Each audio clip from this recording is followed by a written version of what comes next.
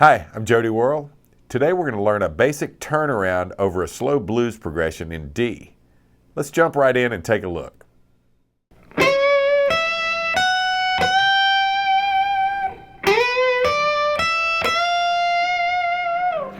There's the first part of our lick. We're playing over the A chord for a bar, the G chord for a bar, all sevenths, A7 for a bar, G7 for a bar. Then the classic turnaround, which is, slightly disguised. It's a 1 chord to a 4 chord to a 1 chord to a 5 chord.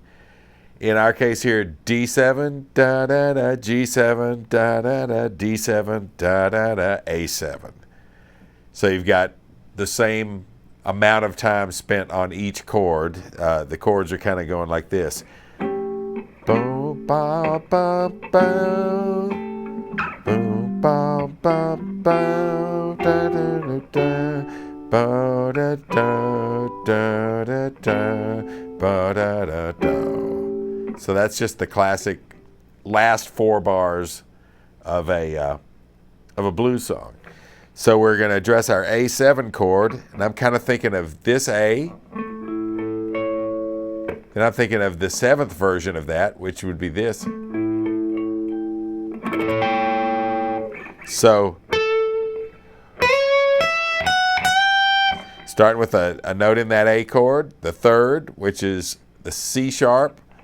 I'm playing that with the 3rd finger, maybe with a little slide to begin with, from a half step, or really from anywhere, because that slide, that grace note, that slur, doesn't have any time associated with it. It's not a note that our ear recognizes tonally or time-wise. So anywhere underneath that 14 up to the 14, then 12 to 14, and then a 14 to 15 bend on the 1st string. That gives us the sound of that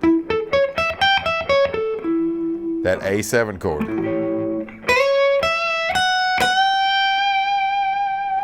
And see, if we were just kind of doing our usual kind of, that kind of riffing, minor pentatonic, one-size-fits-all kind of thing for our song, that would leave us without this note, and that note, and that note. We would have that one.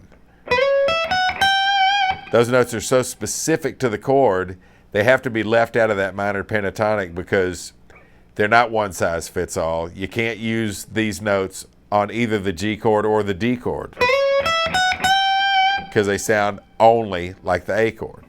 So anyway, we got that for the A chord. And you guessed it, same deal for the G chord. Same exact thing, just make sure you bend that a half step. We want to know what a half step and a whole step feel like and be able to do it without hunting. How far? Is that enough? No, it's too much. We want to be able to nail that.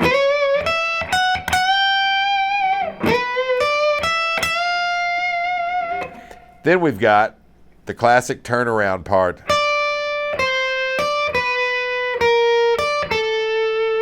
That's the 1st finger on the 10th fret of the 1st string. Then play the 13th fret of the 2nd string with your 4th finger. If you're a non-4th finger using person, make a substitute. I like using all 4. So 10th fret 1st string, 13th on the 2nd string, and then back to that 10th fret on the 1st. That agrees with our G chord, remember?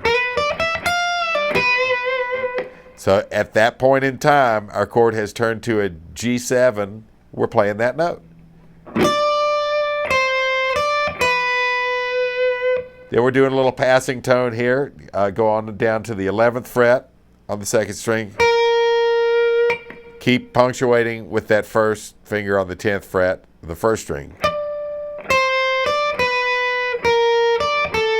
See the pattern there? It's always got this note in between. And this one's going down in half steps,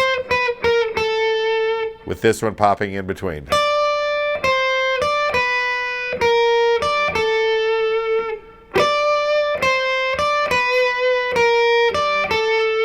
The hardest part about this might be going, and I think there's no amount of practicing that's too much. Getting used to playing clearly. We don't want this. We're not looking for that. We want that note as if we're never going to play another note, and this note as if we're never going to play another note.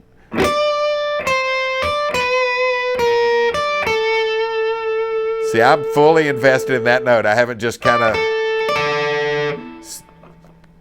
gotten myself wound up, with my finger across two notes. I'm fully in that note. And then our little postscript. I'm going to do a little slide from 10 to 11 with my second finger.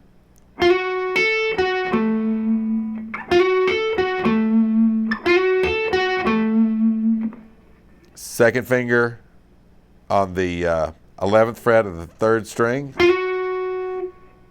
10th fret, 2nd string. Second finger right back where it was on the 11th fret. And then jump all the way over and play the 12th fret of the 5th string. And that gives us the sound of that A7.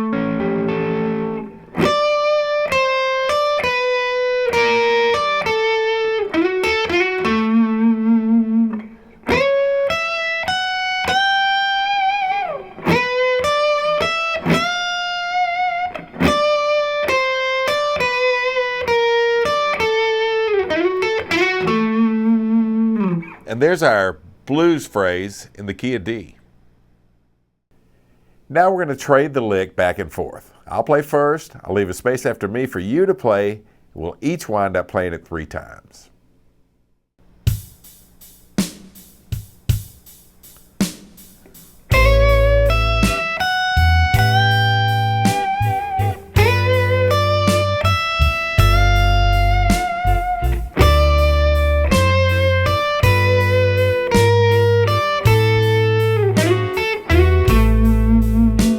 Now you.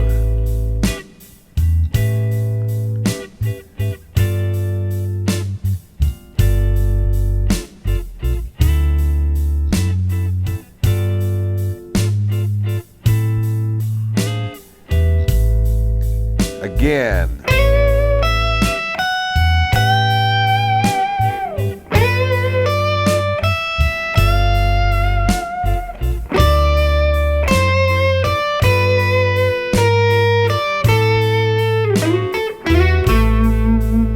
And you.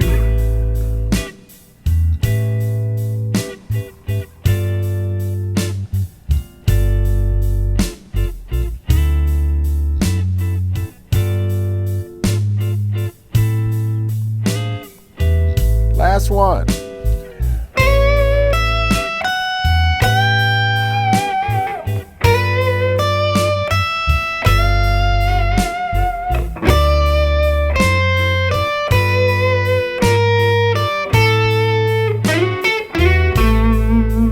And you.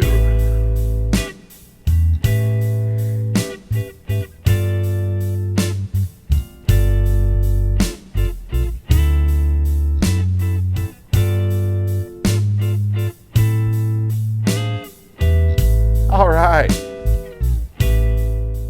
I hope you enjoyed that lick and it gives you something new to work on.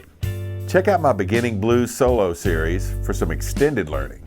I'm Jody Worrell. I'll see you next time.